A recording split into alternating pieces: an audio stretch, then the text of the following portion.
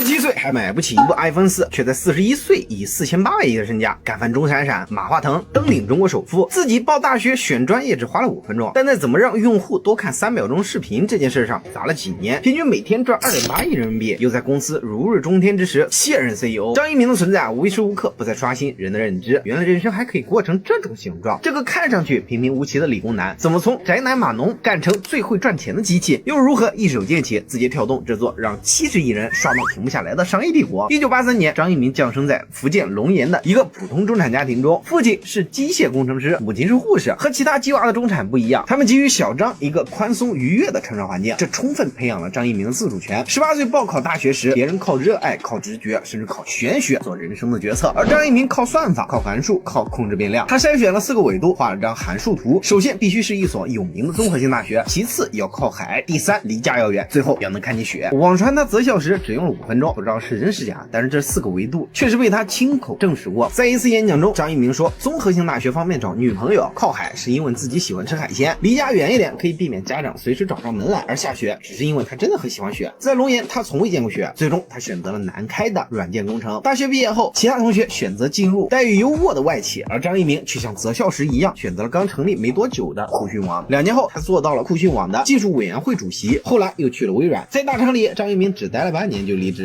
在他看來，微軟的工作實在是太無聊了。據他自述，在微軟工作期間，基本上就是半天看書，半天工作，没有挑戰性，没有激情。你看，這就是他和世界最大的區別。別人想摸魚，而他連摸魚都要加速。2009年，折騰了一圈的張一鳴開始創業，做了一個叫99房的網站，主打房產搜索。項目沒有做多大，但他卻在這裡學會了怎麼帶團隊，怎麼融資，怎麼談產品。他再一次離開，不是因為99房倒閉，而是因為他看到了更大的機會。2012年春節，他把投資人王瓊叫了出來，在沒有暖氣的咖啡館裡滔滔不絕，說到興頭還在餐巾紙上畫出產品的初步設計，而這就是今日頭條的原型。這一年的6月，張一鳴親自寫下了頭條的第1版核心算法。不誇張的講，這8000多行的代碼價值上百億人民幣，這根本不是出產品，而把信息流廣告、內容分發、推薦機制這一整套流程寫成了程序。這套程序背後的邏輯是，不管你是誰，我只在乎你點什麼、看了多久、停在哪張圖。當時百度靠爬蟲找網頁，而今日头條直接在首頁裡為你感興趣的東西一邊提高留存率，一邊精準投放廣告。這一切正如張一鳴最開始想的那樣，不是人去找信息，而是信息找人。上線短短3個月，今日头條注冊用戶就突破1000萬。5年後，其日活數據達到了約1.2億，幾乎是當時中國資訊市場日活總數的一半。當所有人都以為張一鳴已經抵達巔峰時，他又砸下重金進軍短視頻行業。彼時短視頻賽道已經擠滿了人，留給字節跳動的空間並不多。秒拍嵌入微博客戶端，小咖秀得到了一批明星網紅的認可，快手不动聲色地實現了農村包圍城市，微視坐擁騰訊系的社交流量。在众人的猶豫中，張一鳴大筆一揮，推出火山小程序、頭條視頻和抖音3款 APP。起初很多人看不懂抖音，竖屏加15秒加配樂加濾鏡，聽起來像是個玩具。但是張一鳴知道自己做的不纯是視頻，他做的是沉浸式的注意力收割机。用戶打開抖音頁面，立刻就能看到視頻內容，每一次停留都是数据價值，每一次滑動都會讓抖音的算法更懂你。18年，抖音在全國全面爆發。1年後 ，TikTok 開始在全球攻城略地，中國第一次有了一個能在全球刷屏的內容帝國。縱觀字節跳動走的每一步，你會發現它幾乎沒有任何實業項目，但净利潤超過騰訊和阿里，是主流大廠中利潤率最高的一個。張一鳴也成了中國有史以來最年輕的首富，但他野心遠不止於此。38歲那一年，張一鳴又做了一次震驚全世界的決定，卸任字節跳動 CEO。在內部信中，他真誠地寫道：作為公司創始人，聚焦到遠景戰略、企業文化、社會責任等長期重要的事情上去。現在张一鳴已退居幕後，開啟了新的創業。有人發現他在香港注冊了新公司，研究最前沿的人工智能。大多數時間他在新加坡的辦公室裡看報告，或者飛到硅谷和 AI 專家聊模型訓練。這一次張一鳴探尋了終點，又會帶來什麼樣的變化呢？我們拭目以待。這裡是率真財經，一個有溫度有深度的財經博主，歡迎大家關注主頁，有更多精彩視頻。我們下期節目再會。